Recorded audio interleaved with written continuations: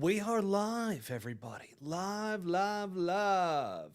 Welcome in, everybody, to the Pull Hook Golf Podcast recording for good old May 20th, 2025. We've got Butsy with us. We got Brent Grant with us.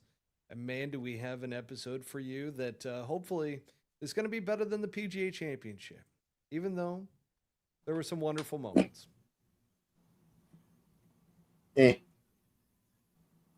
Brent was not a fan. Brent was texting me during the PGA Championship. Butsy, that hat just goes so hard on you. You like it? Yeah, it's right up here.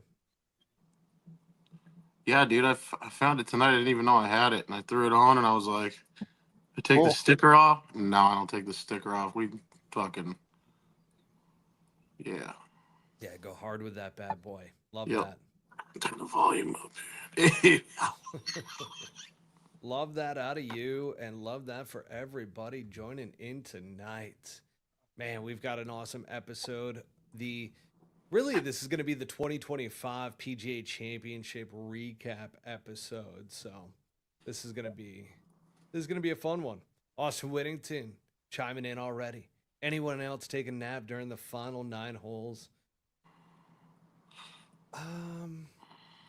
You mean when Scotty Scheffler was like 200 shots ahead? Yeah. And John Rahm took a nice little goat shit down his sock. We're going to be talking about all of that. So you LIV Golf fans out there, hopefully you have strapped in and are sitting down for this one. You're very quiet tonight, Matt. Am I? Yeah, you're a little reserved tonight. I don't know what it is. I felt the audio's no, not your affect, your actual audio. The audio is not, huh? At least for me, it's unless there could be some like Cheetos or something in my phone speaker, though. Who knows? Brent, are you hearing me okay? I hear you just fine, loud and clear. Okay. Might be just you tonight there, Botsy. You might have some earphones. Might have some Cheetos in your ears. Loud and clear. You need one of these. You need one of these, Butsy. I hear you loud and clear. I did change something on the soundboard, so that could very well be. I just gotta get. I need one of those horns. Yeah, 100%. Well, all right.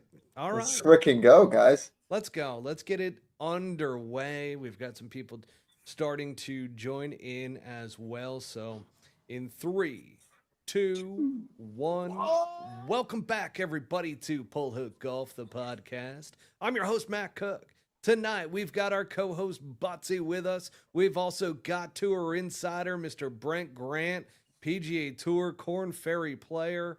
And my goodness gracious, do we have a great show for all of you. So this is our 2025 PGA Championship Recap episode.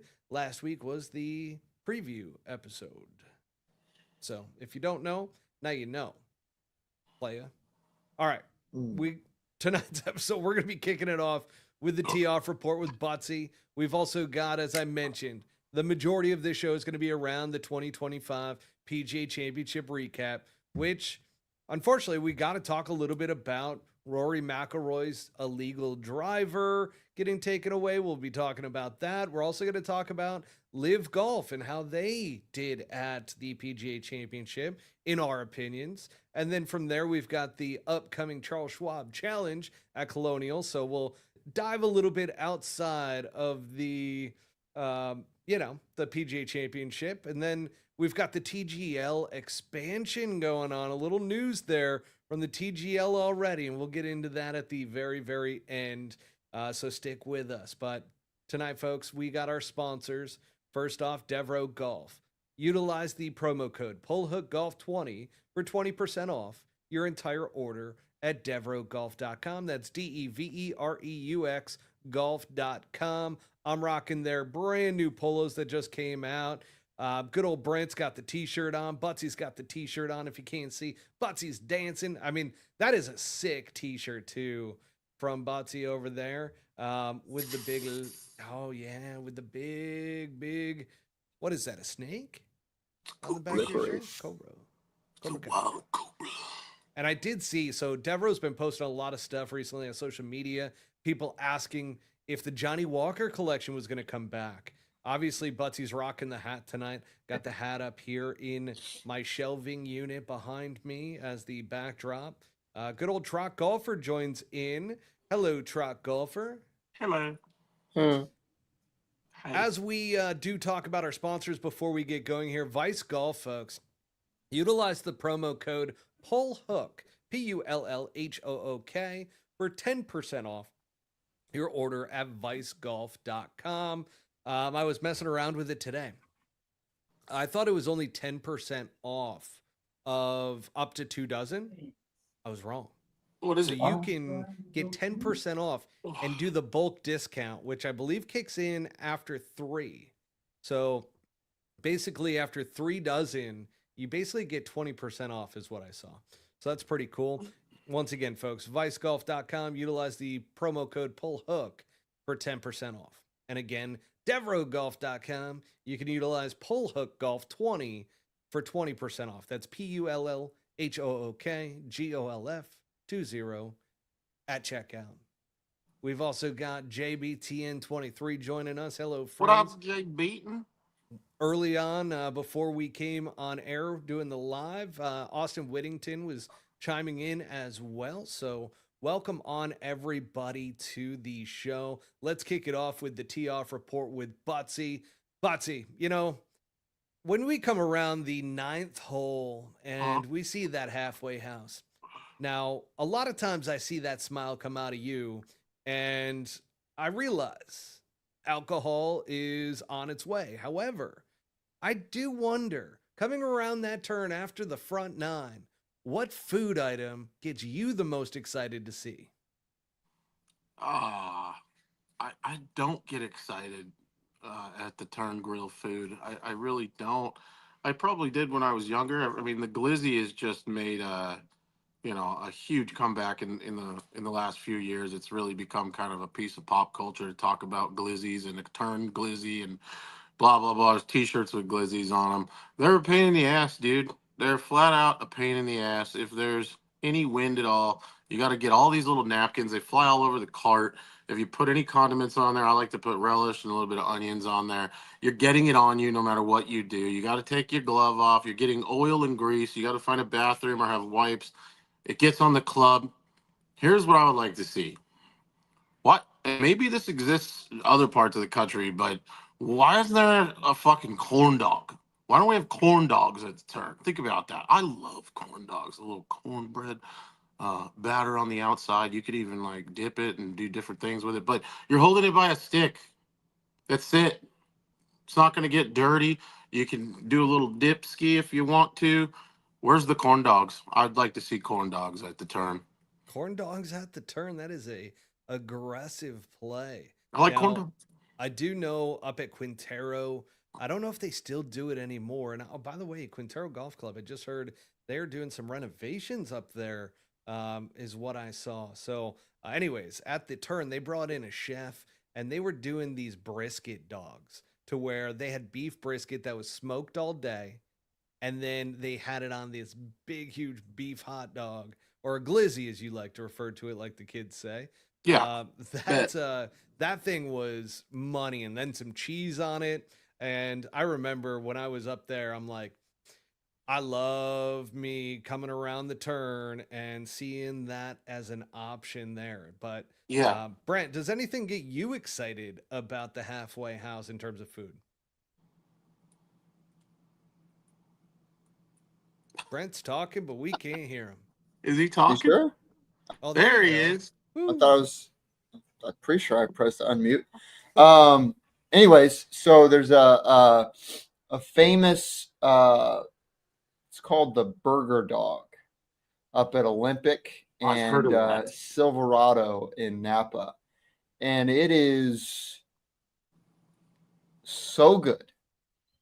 And it doesn't have that same, like the big problem with hot dogs is, like exactly what Butsy said, you got to have all these napkins and whatever, but they make it so clean, put a little cheese on it, put a little ketchup. It's nothing crazy. There's a little sit down area most of the time. You can just house it and you feel good about yourself because it's really, really good. That's probably the only thing I'll get on the turn, other than like a Snickers bar or something like that. So if you're not an Olympic club, you don't get anything at the turn. yeah, I don't. Or Silverado. Or Silverado. Yeah, I really don't. Although that brisket dog, that would be fantastic. Yeah, I'd swim in that thing. Yeah. Yeah. Boys, we got to make a trip up to Quintero. I don't know if they're entirely going to be closed or whatnot, but we do need to try that. There's a couple of places. There's Scottsdale National up there. There's some spots, right? Quintero's deep, dude. Quintero's like Lake Pleasant. Yeah. I drove by it last week Monday. I was like, still have 3 hours to go. Okay. Talking about food too, guys. I had my buddy Max over with his fiance and my wife, and I got into the Blackstone. So finally, for my birthday, the wife got me a Blackstone griddle. Oh. And so I went through my buddy Max. He's like, I'm jealous. A dad Me who too. just like knows every step to things. So, and he's very analytical. So he jumped right in and was like, hey, this 5-step process, this is how we do it. We're going to burn off the first layer. Then we're going to wait till the smoke stops. We're going to burn the next layer. And we kept going into it. And then we finished it off with onions and then ended up doing, of course, what do you do on a griddle? Smash burgers. However, I do want at some point to create some chopped cheeses out of like Harlem and Queens in New York City. These chopped cheeses, they're like a chopped cheeseburger, but they're all chopped up, put into a hoagie roll. Absolutely phenomenal. I got to figure out the seasoning that they use, but obviously they do that on a flat top griddle as well. So yeah, I'm going to have you boys over for a little barbecue time. It was a very nice Sunday watching the PGA Championship. Fucking dare you. Yeah, I will. And I will cook for you boys. Let's get into the PGA Championship as we're talking golf about podcast, this. Yeah, it wasn't a Blackstone commercial. Although I did cook ribeyes on it last night. It was unbelievable. I'd like to think that golf and cooking, they're pretty synonymous. Watching golf for sure. Yeah, I will say this. Most of the people that we meet out on the golf course that know Butsy from social media, all they rave about is the cooking channel. So I think Butsy's dead on with that, with the fact that golf and food and probably alcohol all go hand in hand together. Oh yeah. Yeah. Very much. They go with most parts of life, I think. They do. And Butsy's saying that not Butsy, Truck Golfer's saying that my audio is a little quiet. I'm telling you. Well, I'm gonna fix this, guys. Hang on. And I know that because I don't have a headset on. This is just coming through the camera here. Yeah. What about now? How about now? How about now, guys? It's much better. Let's dip this down just a little bit. That got a little low. How about You guys good now? Are low. you hearing me okay now? Can you hear me now? Perfect. Here we go. Yeah. Yeah. I can hear you now. I'm going back. Here we go. All right. So back to the PGA Championship recap, which was taking place on Sunday while I was having a barbecue. And sure enough, Scotty Scheffler ends up winning this thing at -11, folks. -11. And Scotty Scheffler ends up taking it by 5 shots. You can see Brent's hand.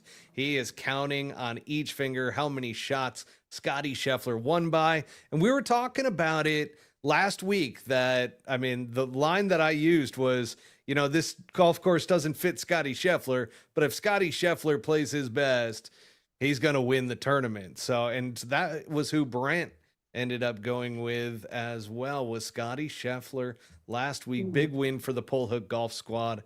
I actually had a ticket on him, betting stub. So I ended up winning some money off of Scotty Scheffler, even though he was only plus 450. Still, it's nice. Well, I mean, that's, doesn't suck. Still gets the job done. Gents, so let's talk a little Scotty Scheffler, because on Sunday, he did not have it. Did you guys worry at all during that final round that Scotty Scheffler was not going to win this golf tournament? Nope. Yeah, we were talking about it. We were playing golf, and we're like, Rom, wow, this might, No, wow. And, no, no, and no, not at all. No doubt. Zero doubt. Brent's not buying it. Brent thought Scotty Scheffler was in full control, but Scotty was off to a rough start on Yeah. Sunday. Yeah. And Front I'm going nine's to tell hard. you, the one question that I want to ask Scotty Scheffler, if I was in the press room, if I was able to ask Scotty Scheffler a question, it would be, what do you do for your mental preparation for golf tournaments? Because I don't know if he does anything. Like, he's just himself. You Yeah. like, do you think he does anything, Butsy? no, I don't think there's any breathing work or anything like that. I think he's just that guy. I think he just like enjoys it and deals with it accordingly. I don't think he gets too excited. I don't even know if he's capable of getting too excited. He just kind of seems to be wired that way. I'm sorry, we got to go back for just a second. Trout Golfer said, dude, we're going to do corn dogs at Palmbrook. We'll be out at Palmbrook all the time. Done. Like, look up a company called Two Hands. Okay, this place is just corn dogs. It doesn't take much to add a little zest to your corn dog. I know this isn't a food podcast, It could be. We but keep going back to it. It might turn into it. you can do you can take that batter right before it's done, roll it in some hot Cheetos. Ooh, Okay, getting back to Trout Golfer's next comment, which was he talks to God in That's reference correct. to Scotty Scheffler. And here's the thing, like with Tiger Woods, one of the biggest benefits to Tiger during his prime wasn't even necessarily his golf swing. Obviously, it was absolutely fantastic. Hit the ball a mile, was playing a tour balata when everybody else was playing a little bit firmer of golf balls. And sure enough, Tiger Woods, though, the mental side of his game, he used to do a ton of meditation because his mother, being, gosh, what was her Buddhist. nationality? Oh, not sure, but she's a Buddhist. It was Thai, Yeah. right? I think she's Well, Thai. Yeah. was she Thai? So Yeah. she practiced Buddhism, which if you know anything about Buddhism, there's a lot of being Zen and mental preparation and meditation and so forth. And then you had his dad, the military guy, who hardened him from a mental standpoint and messed with him throughout his golf rounds. Scotty Scheffler is a little shaky to me, and I've brought this up numerous times. I always get shit on because of it, but I stand by it that he's a little shaky under pressure situations. I mean, you wouldn't ever see Tiger four-putt a final hole of a major championship in order to win. What did I And- say, Brent? Remember Sunday I said, what's the over-under on him bogeying 18? I bet you he bogeys 18. To second Matt's point here. Like, Yeah, 100%. he's got a big enough lead. He's probably going to bogey 18. He's up by 6. That's what he does. I mean, he hits it dead right over the bunker into a place that nobody wants to be in. He almost made his third. Yeah, I mean, he hit a pretty damn good pitch shot. But I mean, to your point, both you guys, I mean, I think the mental preparation for Scotty obviously is big old diesel. Is obviously, he's in the Bible, he's in the Word. He's got Ted Scott on his bag, which, they're right there with him. He's got his family. And that's kind of where he attempts to put his mind. But the big thing about Scotty is, and he's mentioned this many times, he's hyper competitive. Yes. So he is not shy. He does not shy away from saying, hey, man, I've lost my cool. I lose my cool. I want so badly to win. But he's, as he's kind of transitioned and he's gotten older and obviously more mature and more experienced, he's been able to kind of pull himself out of that and just kind of put himself in a place. And obviously Ted Scott helps that. I mean, I think they've For made sure. $100 million together or something, some ridiculous number. And I totally agree with you, Brant. However, my whole thing with him is if he wants to get to that next level, I think that mental preparation side needs to come into play. Like, you can't just, he is so dang good and so much better than everybody else when it comes to distance control with his irons.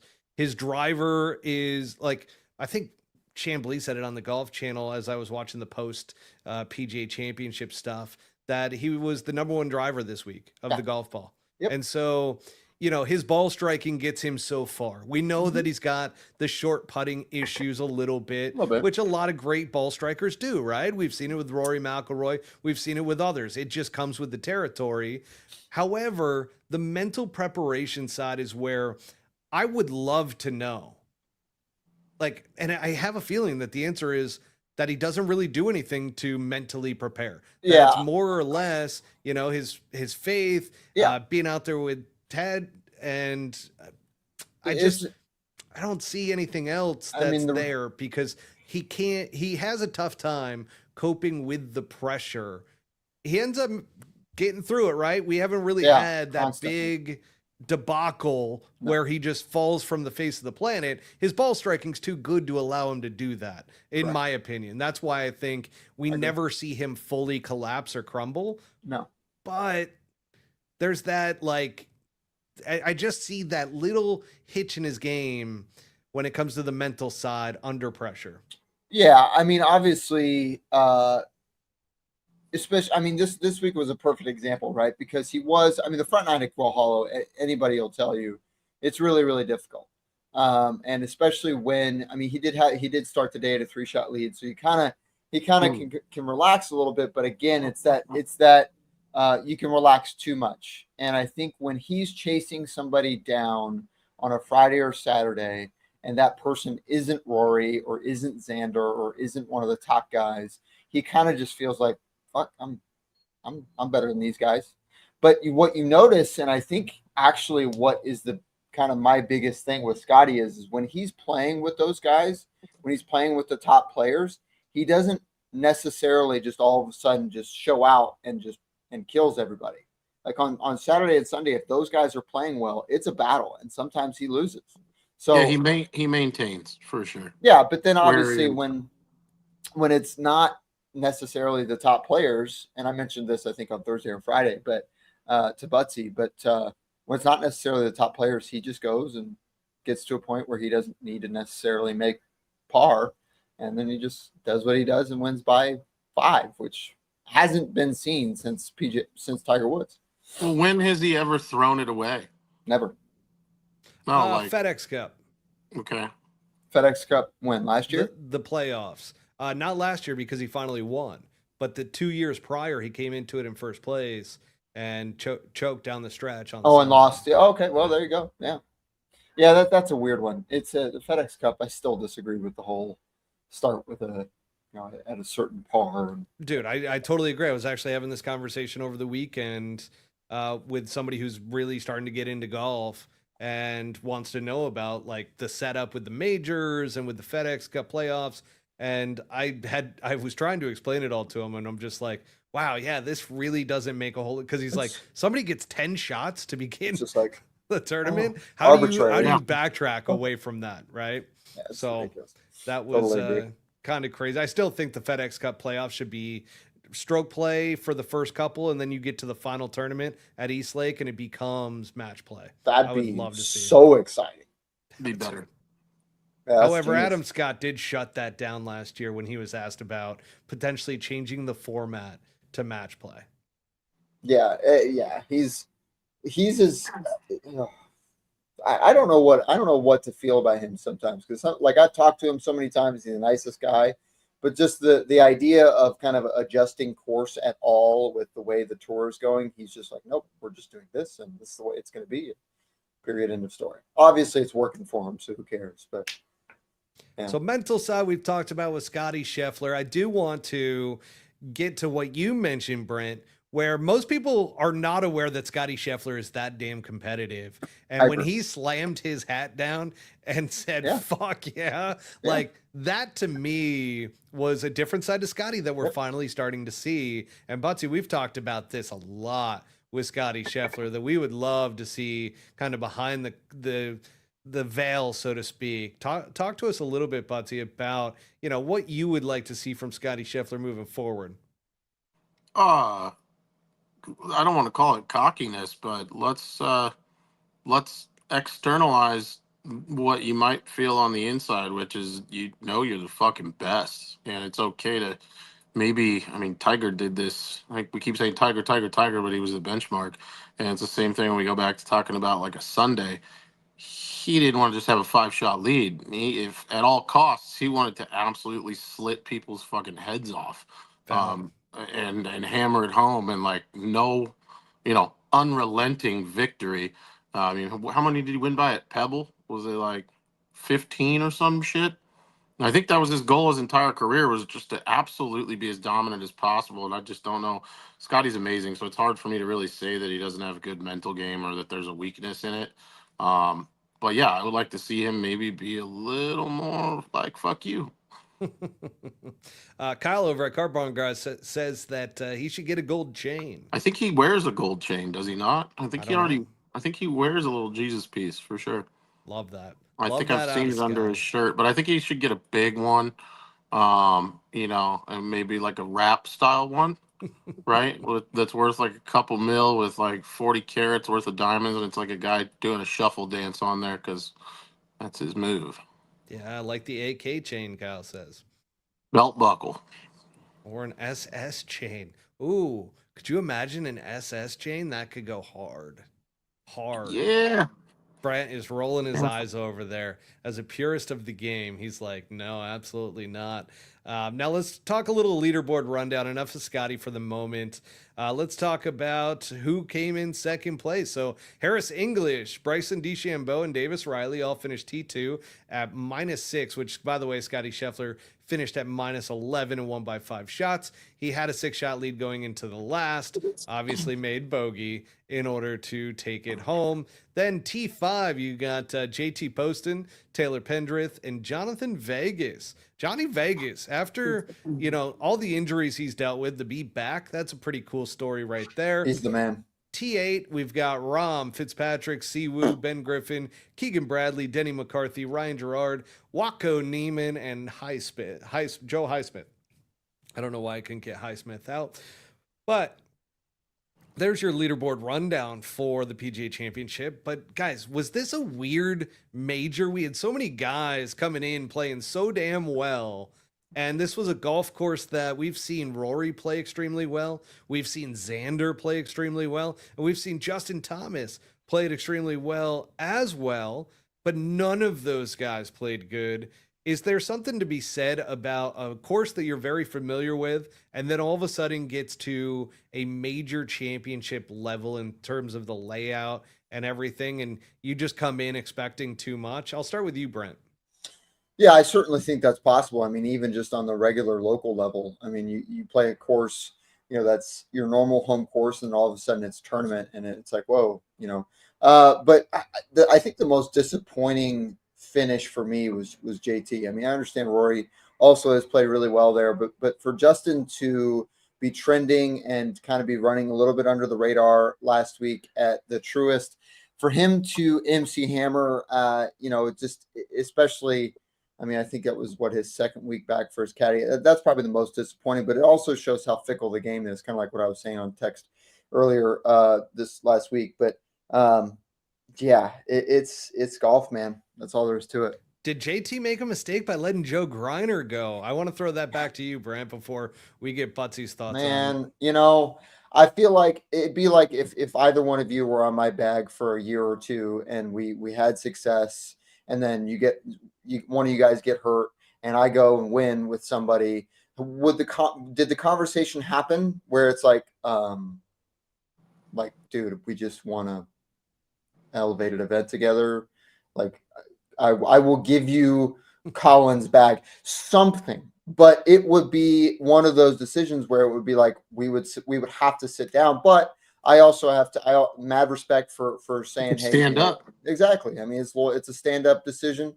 Obviously, I'm sure he'll win early, later this year, and it'll all be fine. So, Butsy, what was the weirdest thing about this major for you from the players that didn't play well? Just bad luck. I don't know. I don't think there's a rhyme or reason. I think it's just like a perfect storm. And like some of the top guys just had an off week, like at the same time. I don't know. I don't think there's really anything to it specifically. It just seemed like some guys that you expected to play good were just a little off at the same time. I don't You know. know, what's funny about it is I have a saying that expectations are the killers of dreams. Yep. And Yeah. sure enough, like if you play a golf course really, really well, and like I said, this is not set up like a PGA Tour event. Set up like a major. Like the rough was thicker. I mean, it ended up getting very fast and firm towards the end. But it's like you come into that thinking, oh, I got a chance to win. And if you're thinking that at the beginning of the week, rather than just going out and playing shot by shot, kind of getting ahead of yourself, it Well, was too weird for me to see Rory struggle, to see Xander Xander Schauffele shoveled. struggle, and then they're shoveled, and then Justin Thomas struggle as well. And those guys have played so well at this track. It just was very surprising that we saw all three of them do it. I think this goes into another thing about Scotty not paying attention to anything in the media, not watching social media, not that he never hears or sees, or at least he tries his best not to Yeah. see any vocalized expectation of himself. And I wonder if seeing that about yourself, while you're scrolling the gram, or maybe you flip, you're watching the Golf Channel, see what one of your buddies did or somebody else, and you hear them come on there and talk about how you're expected to play well this week. I would think subconsciously that might fuck me up a little bit. That might be Yeah. like, well, okay, yeah, I'm supposed to do good here, and that never works. Yeah, I totally agree. I mean, do you guys think? I mean, at a certain level, obviously it's hard for us to put ourselves in their shoes, but I can put at a myself in their shoes. well, of course, I mean, you're the empathic, universe of all things. He is an empath. But do you just? I mean, do you just get rid of your phone at a certain point when you're that level? I mean, that's what I would do. I'd just be like, you know what? My friends and family can reach me on this number. It doesn't have any apps on it. Somebody else is running my social media. They run my schedule. I'm here to do one thing and one thing only, and that is golf. And period. You just have to be disciplined, bro. Like I mean, there's nothing wrong with not being on, the things that might tick you off. You can still that's be what I'm on. saying. You can still have Fox News or whatever outlet or Discovery, whatever weird shit you're into looking at on your phone and reading about. But I would probably have a policy of like, I'm not going to watch anything golf related or anywhere where there's any type tournament. of forum. While you're at a tournament. Nowhere where the public opinion can be seen about me. But isn't that what makes Tiger's run kind of like if all of these guys go back right into the late 90s, early 2000s, and into the 2010s before social media really kicked off, do you think there would have been more of these guys that are dominating? I mean, obviously Tiger was the best and is the best of all time, but at the same time, it's like there was no social media. That the paparazzi was the only thing that he had to deal with. But other than that, I mean, he did his job. He was there to do a job and win, period, in the story. And I think Tiger did watch TV, and I think he's probably, like I said, he's probably the only one, like in the last 40 years, that's wired to the point where if he hears somebody say, are we going to see Tiger continue his dominance and win this next event? He's like, yeah. Like I'm Michael Jordan, right? do that. Like he probably made up stories to get pissed off or something like that and just went out and just fought with a chip on his shoulder, even though he was world number one by 80 million points. I would have had Steve back then, like just make up scenarios where guys were talking shit about me that I wasn't that good, and I would have just had to make stuff up. So, like you just said, I was just pissed coming into the week. I mean, it worked for literally the GOAT. So, Michael Jordan. Yep. Yeah. And Jordan. There's only one. He used to love bulletin board material, Mhm. even to the point to where he would make shit up. Literally.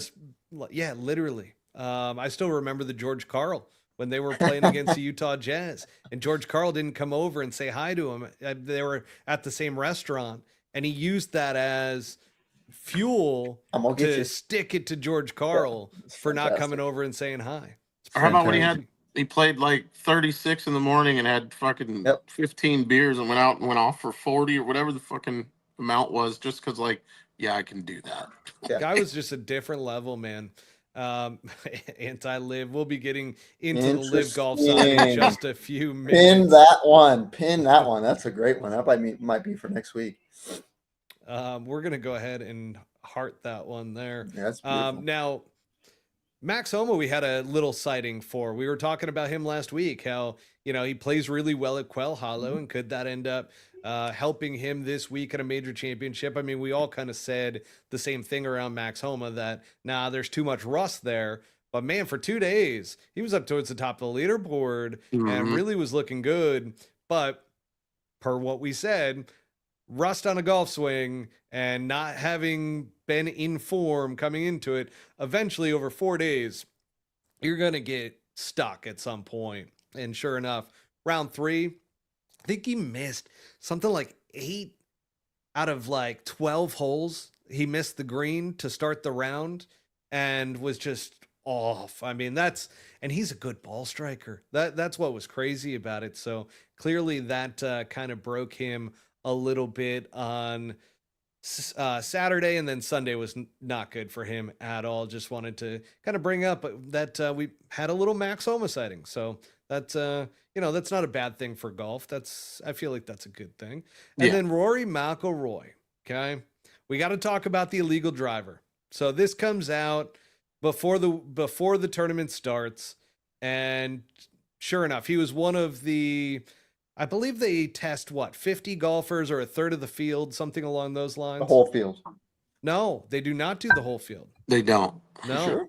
So Xander Schauffele even made a comment about it, that he feels like at every major, everybody's driver should get tested. And that's for the fairness of the game. I did hear a stat too, and I don't know if this is a fake stat or not. I didn't have time to go look it up or anything like that. But the stat was that at the Masters, Rory outdrove Xander by 20 yards on average. That's not surprising. For the entire week. This week, Xander Schauffele outdrove Rory by 8 yards. Yeah, so there you go. Okay. I mean, I'll jump in here, right? And Please Brent do. can attest to this.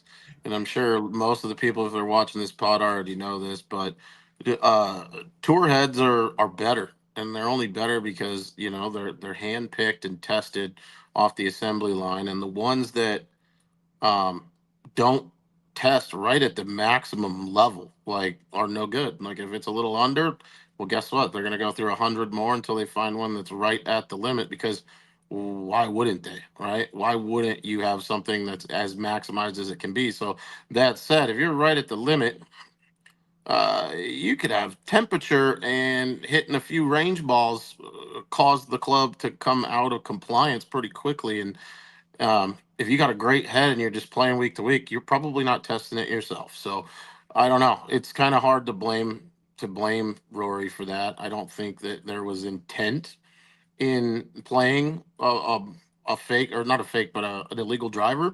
I just think it was a little over, and that's kind of how the cookie crumbled. Brian, what about you? What's your take on Rory McIlroy with Yeah, illegal drive? I mean, I think if it were anybody else in the field, which I'm sure there was, there's probably 6 or 7 guys that if they popped it, it gets out there. Otherwise, it doesn't get out there. But that's media bias. But other than that, I mean, I've had my driver tested probably 15 times. And the one time I can tell you that I kind of got around the system was when I had them test the driver that I was testing rather than the one that I had been playing, because I sort of thought, okay, hey, I'll put this. Yeah, how does that work? This one in play. They just say, which driver are you playing this week, and you hand it to them, and they go test it, and they either give it back and say, hey, it's over, or they just take it. I personally, I don't think even when I've flattened faces or cracked faces, I don't think you're getting the kind of distance. It's not going to be 20 to 25 yard difference. I mean, we're talking about 6 miles an hour at that point. So but it does speak to how finicky that system can be, is that, if that the number 2 player in the world gives them his driver and they're like, oh, it's just over. Okay. Take it out. And then he puts a brand new driver on Tuesday afternoon in play, because obviously on Wednesday there's no pro-am, he practices with it, thinks it's good, and then he goes out and plays. But obviously it kind of gives you a little bit of doubt because it's not something that you've been playing for months at a time. Well, and but apparently he had been using this for going back close to a year, which over a period of time, just so that everybody knows, it's not like he had a brand new driver, it got no, tested, he was correct. trying to cheat the system. No, These faces wear thin, and yeah, especially when you have driver swing speed like Rory McIlroy, over time, these things start to thin out, and you get very much so a trampoline effect. Especially Now, composite. yes, yeah, exactly. Yeah, exactly. it's literally There's a shit. rub to it. What's it? What's the carbon? Right? It's like Yep.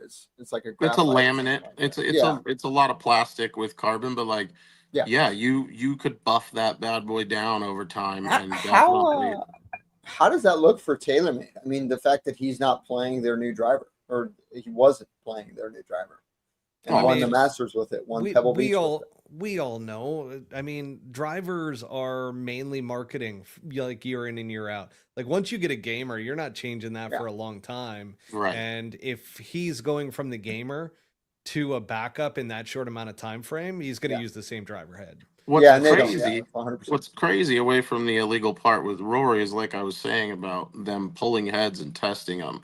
What your average guy that's convinced to go out and spend $1,000 on a club off the rack, what their tolerance is that they'll let those fly out at, and how low they can actually be. Dude, I tested two heads like in one. The ball speeds are like 15 miles an hour different. They're 15 to 20 miles an hour, and it's being sold on the shelf as a brand new, perfectly viable driver. And it's like, it's not the case. So I don't know how you get around that without just having access to tour heads, but you should definitely go and test a lot of something when you're making a decision to buy one. Yeah, Yeah. there are some. There are some that actually make it through the process, and they're actually over the limit. Um, some Sure. of the heads that make it to the shelves are, but to your point, people always say, "Well, they're playing different equipment." It's not necessarily that it's different, as in like a completely different. Although Scotty Scheffler last year was playing a different face on his driver, but it's the driver in the woods are where I think the biggest gap exists, to your point, Butsy. And it is kind of an interesting thing. And obviously, when the golf ball gets rolled back, if the PGA Tour doesn't do it, but the USGA forces all the manufacturers to do it, who knows? I mean, it's definitely going to throw everybody for a loop. You heard Brad talk about it on Sunday, right? Like, Yeah, there's to the public, there's a PXG regular head and there's a tour head, and you can buy those. There are also five other variations of the tour head available to tour players. So, little different in terms of optimizing, but speed wise, yeah, I like what you're saying. What Xander said, everybody should get tested day of. Okay, if you've been playing something that's over, we're gonna find out, and you're not gonna get that extra, 15 yards that you've been getting. Totally agree. Let's get into, since the Live Golf crowd was losing their mind and calling Rory McIlroy a cheater and all this and that, and it wasn't that in the least. It was basically like I feel like because they're not knowledgeable, they really felt like Rory put in an illegal driver and got caught. Oh no, But that's not the case, folks. no. Over a it's, period of time, drivers become yeah. illegal. I feel It like could there's have been. enough out there now in terms He, of knowledge around that. he may have known that this one is, for whatever reason, really good, but It's Yeah, pretty hot. And this is by the good. way, when you start getting that trampoline effect, yeah. I'm You can sure you see it. guys have Yeah. like experienced this, that the ball goes a little bit straighter too. It does. Yeah. It absolutely does. I mean, there have been times where I've hit a drive and felt the ball literally compress into the face, and then I look at the driver face and go, "Oh shit, I just flattened it." Like it. Yeah. That's literally how that works. And Yep. the tolerances are. It's one of those things, man. It's like imagine if a golf company put out those tour heads enough to where people with fast enough swing speeds were breaking them, they would have to replace them. So there's no reason for them to put out drivers that can't last. Are we gonna So discuss Bryson's right now, Crank driver, yeah. about the ball? no, Oh, we're yeah, he getting needs to into play it a right now. Strixon. So Okay. live golf. They fell a little bit short this week. They had three players in the top 10, which normally you would say that's a huge success for Live Golf. However, John Rahm was tied for the lead and ends up faltering. I will say this. I'm going to throw in the caveat. Great to see John Rahm Yes. back on a leaderboard on a Sunday. We absolutely love that. And we love the fact that he kind of looks like a bad guy out there, right? He Yeah. kind of looks like this big, mean guy who he's wearing the all black with the pink. Like, he just kind of looks like a disgruntled gentleman out there, or a gentle giant who, you know, is playing the bad guy role. And a lot of people look at him as the bad guy with LIV Golf. It was a little bit too bad that he fell off, but that just goes to being under that type of pressure and getting comfortable under that type of pressure, because as soon as he got tied for the lead, he just absolutely collapsed. And by the way, I don't think this has anything to do with him playing on LIV Golf and not. This was just him not being comfortable under that type of pressure. Well, I mean, look at obviously he won the Masters, and it's amazing, and you know, he's played well in majors in his career, but he's not, you know, in the time that he spent on the PGA Tour, it wasn't like he had won 3 majors like Scotty Scheffler or multiple like Rory McIlroy. So it is one of those things. The greatest thing about John Rahm, and they kind of did it with Sergio back in the day too, is they go, he's fiery, and you know, the Spaniards, and it's like, listen, like, that's not necessarily a good thing when you're coming down the stretch. I mean, that year he lost the Players because he tried to hit a 3-iron from the bunker on 11 and made a double. Like, it just shows you that he's an idiot when it comes down to real pressure.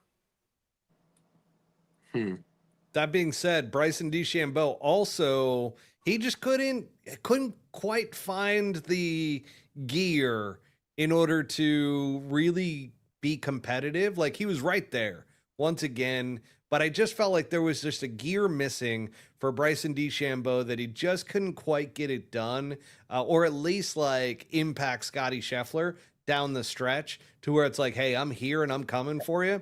Never really was that. He kind of finished tied for second in kind of a backdoor kind of way. So he did bring up, though, that he said a company needs to create a golf ball to handle my swing speed in order to compete at the US Open this year, because golf balls at that high of a swing speed do not go straight enough. It sounds so ridiculous to really hear does. that. To say it out loud, it doesn't sound good. What I wanted to bring up, you go back and we keep bringing up Tiger, but like you said, Tiger was producing speed not far off, I feel like, in his prime to what Bryson's doing, and doing it with a steel shafted driver and playing a wound golf ball and finding a way to get it to spin and move.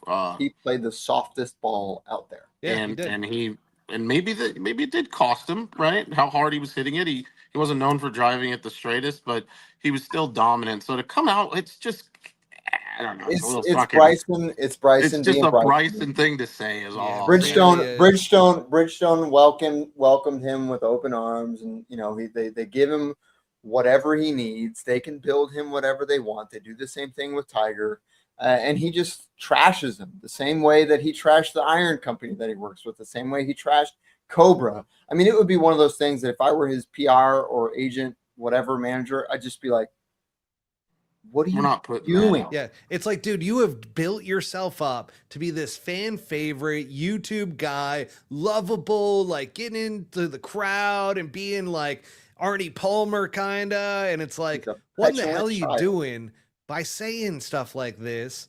And then it's like, it makes it look like a big old excuse. Oh, I'm not able to compete because my golf ball doesn't go straight enough. Well, look what Rory McIlroy did before going on this big winning streak. First of all, he switched to a softer golf ball with TaylorMade. He went from the TP5X down to the TP5. Look at Tiger Woods. When he was in his prime, he went to a much softer ball. He was basically playing a Tour Balada. Tour Premium with 84 compression. Yeah, so I mean, guys, that like Bryson, you're supposed to be a big science guy, but like this just came across as being whiny and a major excuse. It's acidine, bro. You're saying that I'm overpowering the ball. It doesn't go straight enough. Well, that's the point of golf. Then you need to figure out how to gear back and control it. He's also playing a crank driver. He's playing a crank driver. No, he's got the LA Golf driver now. Oh, it's an LA Golf driver, which is basically, you know, that he helped them kind of engineer. So for long drive, essentially. But like what's amazing is that so I played with Frank Licklider 10 years ago, and he was playing like the softest TaylorMade ball there was, and he said, "Listen, spin is control." Now, if you watch Bryson's flight, he hits knuckle draws on every single one, and all day, first Thursday and Friday, he's bombing it over the green.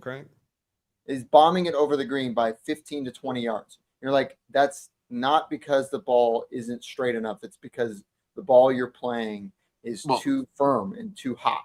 I get what he's trying to do. I understand what he's trying to say. And say it in a boardroom. Say it in a boardroom. You can't just use science to fix what other golfers have had to figure out their entire careers, which is how to have control. If it was all about like, we'll just design what works for me so I can swing as hard as I want. Like, yeah, we want to see you swing hard, but you have to learn how to control that. If you can't swing super hard and control it, then you're going to have a miss. And then you should probably just use your driver as a weapon when it permits and the hole is wide enough. And, that's golf. Yes. That's golf. That's like saying, well, why can't, I should be able to carry 10 wedges because I don't really have a good feel from 89 yards. I'd like to have something that works a little better for me from that yardage. Well, that's not how it fucking works. Like, yeah, I mean, it would be like, so I don't hit it short, but at the end of the day, it's like everybody else that's out there that swings it anywhere from 122 to 130 in there, they do just fine. And I'm so tired of him looking at these golf companies and going, you must give me what I want, and there's nothing anybody can do about it. At a certain point, these companies are just gonna be like, listen, dude, you're not playing on the PGA Tour, you're playing on the LIV Tour. You play 4 tournaments that are on TV a year, like actual TV. Screw you. Go make your own ball. Not gonna do that because he's still an absolute sensation and revolutionized YouTube golf as sure. Blah, blah. But yeah, then he can do that with his own ball. So guys, he's grown a lot, but he needs to grow up a little more. LIV Golf got destroyed by the Pat McAfee show, and those guys don't know golf. But however, they actually had some really good points because they were at LIV Golf's defense like last year and talking about like the opportunity and so forth for these players and everything. And of course, you're going to go take the money if that kind of money's thrown at you and whatnot. However, they trashed the format and how you can never watch these guys anymore. And like, they were pretty spot on with a lot of the stuff that they were saying. Well, that's not the entire story. Today, the day after that all transpires on the Pat McAfee show, guess what? Bubba Watson has been flown in to Indiana in order to be in studio with Pat McAfee and talk about LIV Golf and so I got to give credit to the LIV Golf PR team who was like, hey guys, who can fly to Indiana right now and be in studio for Pat McAfee tomorrow? We're paying ESPN to get you a spot on the Pat McAfee show so that we can kind of combat some of these things that are being said. Mm-hmm. So that was pretty interesting. Yeah. Let's talk quickly because we do have to jump, folks. The upcoming Charles Schwab Challenge. Butsy, who do you got? I think the dog just died. God, I don't know who's in the field, to be honest. Throw out a name. You want me to go through the odds really quick? Yeah, give me the top. So we got Scotty Scheffler is playing because it's at Colonial.